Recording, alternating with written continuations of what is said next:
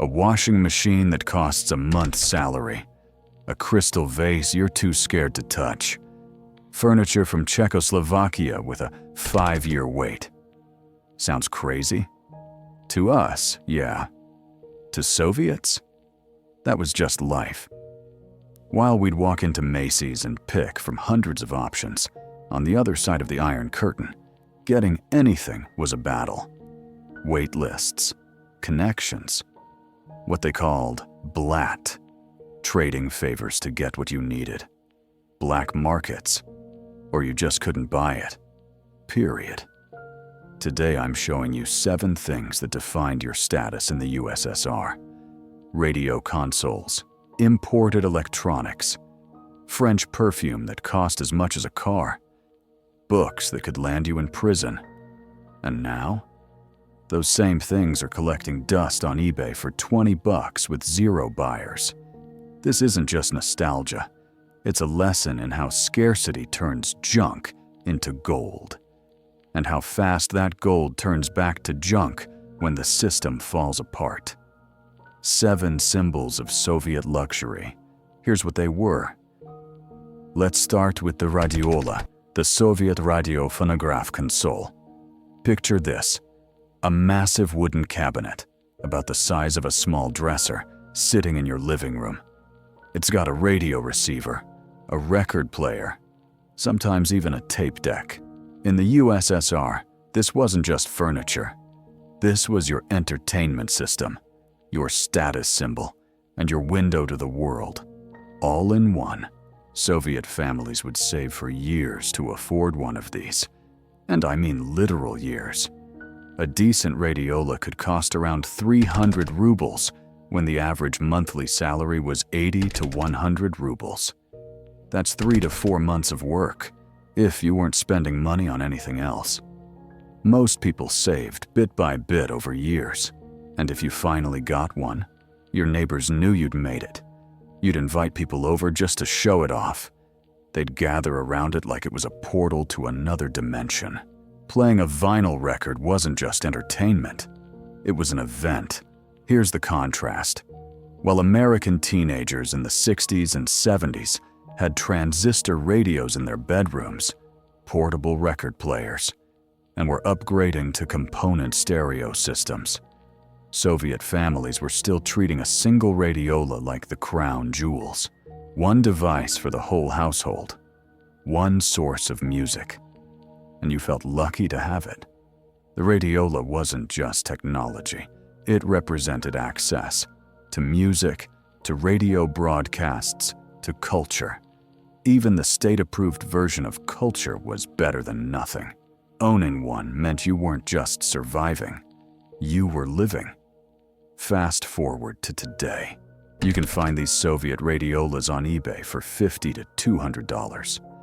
Most sit there for months with 0 bids. What took a family years to save for now can't compete with a $20 Bluetooth speaker. The ultimate Soviet status symbol. Now it's just another piece of vintage furniture nobody has room for. Next up, the Vyatka washing machine. Imagine it's 1975. You're a Soviet housewife, and you've just gotten the news. Your name came up on the waiting list. After 5 years of waiting, you can finally buy a Vyatka automatic washing machine. Your neighbors are jealous. Your mother nearly cries with joy. Why? Because you're about to escape the nightmare of hand-washing clothes. Let that sink in for a second. By the 1960s, 70% of American homes already had washing machines. We took them completely for granted. Walk into Sears, buy a Maytag, done. In the USSR, automatic washers were luxury items well into the 1980s. You either waited years on a list, paid a massive premium, or knew someone in the distribution system who could bump you up. A Vyatka wasn't cheap either. We're talking 250 to 350 rubles. That's 3 to 4 months of average salary for a machine that, by Western standards, was pretty terrible. Loud, clunky, broke down constantly. But none of that mattered. What mattered was liberation. No more bending over a washboard for hours. No more destroying your hands with harsh Soviet soap. Women would invite neighbors over just to watch the Vyatka run. Like Americans showing off a new car in the driveway. The machine meant freedom from one of the most exhausting parts of daily life. Owning one was a status marker. It said you'd either waited patiently, worked the system, or had the money and connections to skip the line. Either way, you'd moved up in the world. Fast forward to now. You'd struggle to give a Vyatka away for free. Too heavy to ship, too outdated to use, takes up too much space. The machine that once represented liberation from drudgery is now just a rusty relic nobody wants in their basement. The ultimate symbol of making it? Today, it's scrap metal. Number 3, the Czechoslovakian wall unit. This one's fascinating because it shows how the socialist brotherhood actually worked. Soviet-made furniture was notoriously terrible. Cheap materials, ugly designs, fell apart if you looked at it wrong. But furniture from Czechoslovakia, that was a completely different story. A Czechoslovakian wall unit, those massive modular shelving systems that would take up an entire wall in your living room, became the ultimate status symbol. We're talking floor-to-ceiling cabinets, glass doors to display your good dishes, drawers, shelves, the whole deal. Solid wood, actual craftsmanship, built to last, and expensive. A quality Czechoslovakian wall unit could run you 400 to 600 rubles. That's 4 to 6 months of average salary, but price wasn't even the biggest barrier. You had to wait. Sometimes 5 years, sometimes 10. When it finally arrived, it was like Christmas and your birthday combined. You'd spend days assembling it, arranging it, filling it with your best stuff. The crystal, the china, the books you wanted people to see. Here's what's wild. These wall units were imported from a brother socialist country, which somehow made them more prestigious than anything domestic. It's like the Soviet system admitted its own furniture was garbage without actually saying it out loud. If you had a Czechoslovakian wall unit, every guest who walked through your door knew it. You made sure they knew it. Meanwhile, we had IKEA, Ethan Allen, thousands of furniture stores. We'd buy something, get tired of it, buy something else. No big deal. They waited a decade for one piece of furniture and treated it like a family heirloom. Today, these Soviet-era wall units are being hauled to dumps during renovations. Too big for modern apartments, too heavy to move, and the style screams 1970s. Some vintage collectors appreciate the brutalist aesthetic, but most people just want them gone. The furniture that defined status for a generation, now it won't even sell for free on Craigslist. Number 4, Bohemian crystal and china sets. This one shows just how absurd the scarcity culture got. Soviet families would buy sets of Bohemian crystal glasses, bowls, vases, beautiful stuff from Czechoslovakia, display them in glass cabinets, and never use them. Not for holidays, not for special guests. Never. Why? Because they were too precious to risk. A full set of Bohemian crystal could cost 200 to 300 rubles, 2 to 3 months of salary. Breaking even one glass felt like a tragedy. So people just looked at them. The whole point wasn't using the crystal, it was owning it. Showing you had it. Here's a detail that's almost unbelievable. People would leave the "Made in Czechoslovakia" labels on the glasses to prove they were authentic. Because Soviet-made glass tried to imitate the look, and you needed proof yours was the real deal. Imagine being so proud of dishes that you turn them into museum exhibits in your own home. The same went for china sets, plates, teacups, saucers decorated with gold trim and delicate patterns. Families would save for years to buy a complete set. then lock it away in that Czechoslovakian wall unit we just talked about. It sat there untouched for decades, waiting for some special occasion that never quite seemed special enough. Compare that to us. We'd walk into Macy's or any department store, buy glassware, use it, break a few pieces, buy more. No drama. It was functional. For them, crystal and china weren't functional. They were trophies. Today, you can find these priceless Soviet crystal collections on eBay for $30 to $50, and most sit there unsold. Nobody wants heavy vintage glassware that's been sitting in a cabinet for 40 years. The stuff people were too afraid to touch is now too outdated to want. The crystal that represented months of salary? Today it can't compete with a set from Target. Number 5. Western cosmetics and perfume. Here's where the obsession with Western goods gets really extreme. A single bottle of Chanel No. 5 in the Soviet Union could cost you a month's salary on the black market. One bottle. 1 month of work. Let that sink in. Western cosmetics, French perfume, American lipstick, anything with a foreign label, were basically currency. Women would risk legal trouble just to get their hands on them. We're not talking about luxury purchases here. We're talking about operating in the black market, trading favors, using connections, sometimes even bribing officials. Why go through all that trouble? Because Soviet-made cosmetics were terrible. Low quality, harsh chemicals, limited colors, and they'd often irritate your skin. But more than that, Western beauty products represented something bigger, a connection to a world the Soviet system tried to keep out. Glamour, choice, quality, freedom in a weird way. A woman wearing Dior lipstick or Revlon makeup wasn't just making a fashion statement.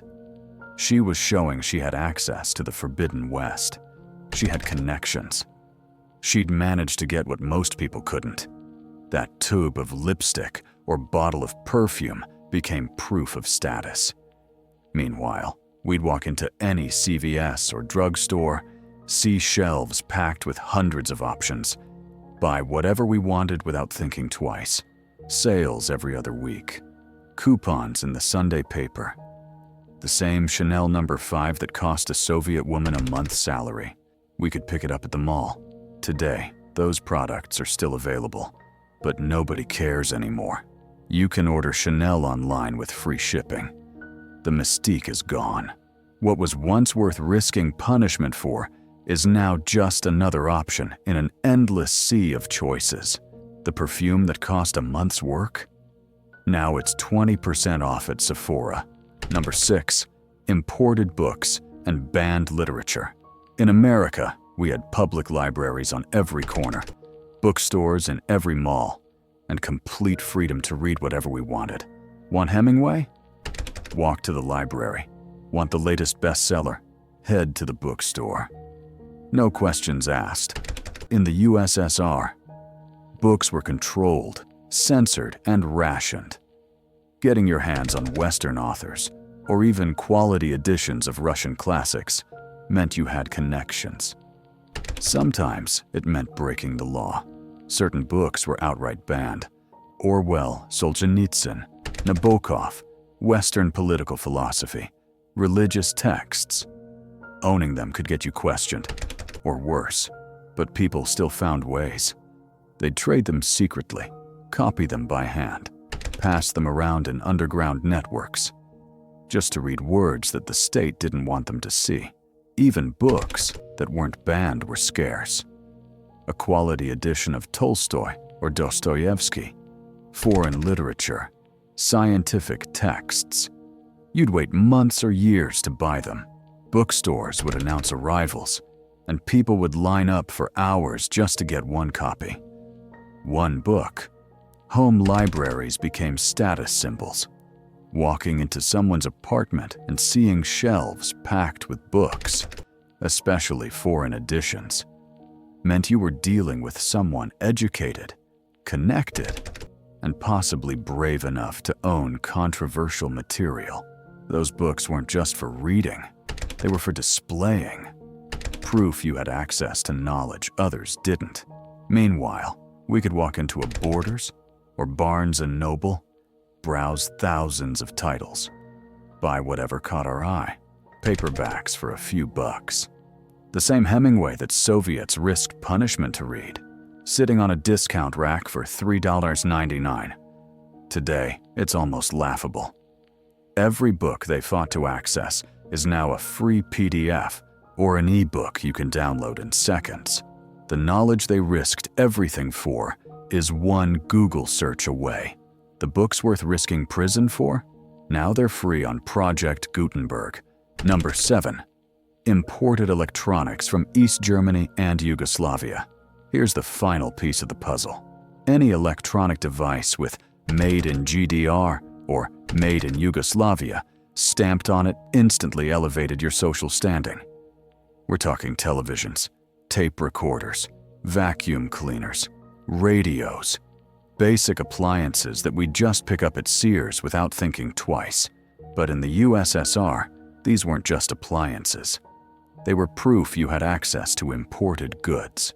East German televisions were considered superior to Soviet models. Better picture quality, more reliable, actually lasted longer than a few years. A Yugoslav-made vacuum cleaner became a conversation piece. People would mention it casually, like dropping a hint that they were doing okay. Soviet-made electronics had a reputation for being unreliable. They'd break down constantly. Parts were hard to find, and the quality control was basically non-existent. So anything foreign, even from other socialist countries, was automatically seen as premium. Think about the contrast here. While we were choosing between RCA, Zenith, Sony, Panasonic, and dozens of other brands at any electronics store, Soviet citizens were fighting for East German knockoffs of Western technology. We had consumer choice. They had consumer envy. A family that owned an East German TV, a Yugoslav radio, and maybe a Polish refrigerator. That family had connections. They'd either worked the system, paid premiums on the black market, or had jobs that gave them access to foreign goods. Either way, walking into their apartment meant seeing evidence of status on every shelf. Today, Soviet vintage electronics are a niche collector's market. Some enthusiasts buy them for nostalgia or the brutalist design aesthetic. But most, they end up in landfills, too outdated to use, too bulky to store, and replaced 1,000 times over by modern technology. The East German TV that proved you'd made it? Today it can't compete with a $200 smart TV from Best Buy. So there you have it. 7 items that defined luxury behind the Iron Curtain. Radiolas, washing machines, Czechoslovakian furniture, crystal that was too precious to use, perfume worth a month's salary, books worth risking prison for, electronics from East Germany that proved you'd made it. And today, most of it sits unsold on eBay or ends up in landfills. Here's what this really shows us. Scarcity creates value out of thin air. When you can't have something, it becomes everything. And when the barriers disappear, their ultimate status symbols became our thrift store finds. The Soviet Union spent decades building an economy of scarcity. We spent those same decades building an economy of abundance. 2 systems, 2 different definitions of luxury. And in the end, only one survived. Which one shocked you most? Did you know people waited years for a washing machine or risked punishment to own Hemingway? Tell me in the comments. I want to hear which story hit you hardest. And if you want part 2, Soviet food luxuries or the everyday items that defined childhood behind the Iron Curtain, let me know. Hit that like button and subscribe for more stories from the other side of history. Thanks for watching.